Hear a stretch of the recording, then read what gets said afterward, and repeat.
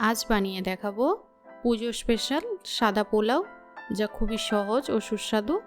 সঠিক পরিমাণে চাল আর জলের পরিমাপ সহ এই পোলাও রেসিপি তৈরি করে দেখাবো।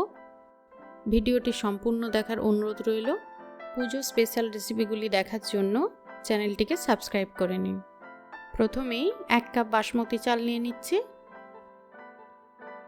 জল দিয়ে চাল ভালো করে ধুয়ে নিচ্ছি।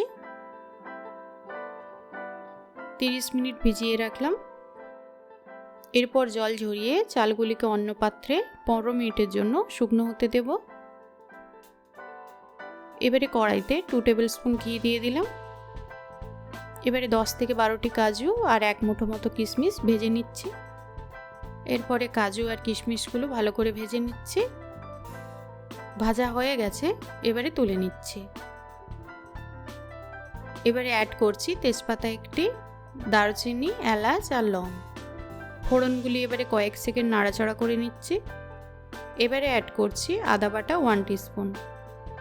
আদা বাটাটা অল্প একটু নেড়ে নিয়ে এবারে দিয়ে দিচ্ছি চালগুলি। এরপর দিয়ে দিলাম স্বাদ মতো লবণ। এবারে ঘিয়ের সাথে চালটা একটু ভেজে নিচ্ছি। 5 থেকে 6 মিনিট সময় নিয়ে হালকা হাতে চালগুলি ভেজে নিচ্ছি। এবারে অ্যাড করছি 2 কাপ জল। যে কাপে চাল নিয়েছি সেই কাপের 2 কাপ জল দিয়ে দিলাম। এবারে ভাজা কাজু আর কিশমিশগুলো দিয়ে দিচ্ছি।